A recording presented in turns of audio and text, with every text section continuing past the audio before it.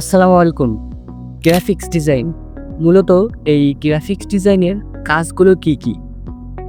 কেননা ফ্রিল্যান্সিংয়ে যেমন বিভিন্ন কাজ রয়েছে, গ্রাফিক্স ডিজাইন এই ক্যাটাগরিতেও কিন্তু বিভিন্ন কাজ রয়েছে। তো মূলত এই গ্রাফিক্স ডিজাইনের কাজগুলো কি? এ বিষয়ে আমি আপনাদেরকে এখন গাইডলাইন দেব।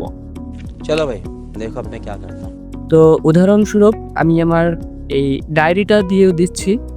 এই ডায়েরিটায় যে লোগো এখানে যে ডিজাইনটা দেওয়া হয়েছে, এই ডিজাইনটা যে বসানো হয়েছে, এই ডিজাইনটাই মূলত গ্রাফিক্স ডিজাইন।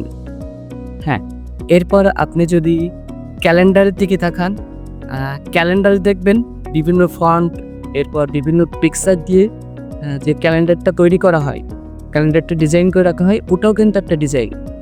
এরপর আপনি যদি ফেসবুক, ইউটিউব চ্যানেলের লোগোর দিকে তাকান, দেখবেন আপনি একটা লোগো দেখতে পাবেন। তো এই মূলত এই লোগোটাও কিন্তু একটা ডিজাইন, কেননা এই লোগোটা ডিজাইন করে বসানো হয়েছে।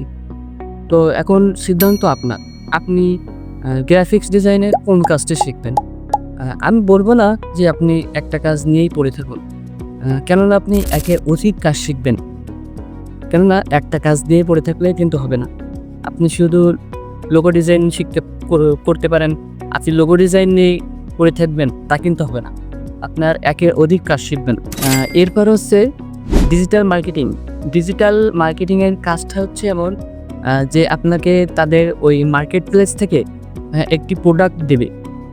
সেই প্রোডাক্টের অরিজিনাল প্রাইস দেওয়া থাকবে $12 এবং পাশে দেওয়া থাকবে আর $2 এক্সট্রা দেওয়া থাকবে। আপনি যদি তাদের ওই প্রোডাক্টটা সেল করে দিতে পারেন, তাহলে তাদের ওই প্রোডাক্টের প্রাইস $12 কেটে নিবে এবং এক্সট্রা যে $2 দেওয়া থাকবে ওটা কিন্তু আপনার লাভ।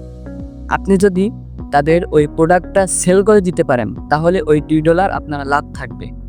হ্যাঁ, এভাবে মূলত ডিজিটাল মার্কেটিংয়ের কাজ করা হয় এবং যেটা লাভ থাকবে ওটা কিন্তু আপনার অ্যাকাউন্টে যোগ হবে। এবার আসুন কন্টেন্ট ক্রিয়েটর। কন্টেন্ট ক্রিয়েটরের কাজটা হচ্ছে এমন, আপনি একটা আপনি গাইডলাইন ভিডিও তৈরি করবেন। তো এই ভিডিওতে যে আপনার কন্টেন্টগুলো দরকার, মূলত এই কন্টেন্টগুলো আপনি নিজের হাতে বসে বসে যেগুলো কন্টেন্টগুলো আপনি তৈরি করবেন, এটাই মূলত কিন্তু কন্টেন্ট ক্রিয়েটর। আর যদি আপনি এই কন্টেন্টগুলো আপনি তৈরি না করে আপনি যদি ইউটিউব থেকে এবং ক্রোম থেকে, ওয়েবসাইট থেকে এগুলো আপনি নেওয়ার চেষ্টা করেন, তাহলে আপনি কিন্তু কপিরাইট খেয়ে যাবেন। प्यारी समझ गई। আর এই কপিরাইট খাওয়ার ফলে আপনার ইউটিউব চ্যানেলটা নষ্ট হয়ে যেতে পারে, ব্যান্ড হয়ে যেতে পারে, আপনার পেজটার ক্ষতি হতে পারে। এজন্য নিজের হাতে কন্টেন্ট তৈরি করবেন এবং কপিরাইট থেকে বিরত থাকবেন।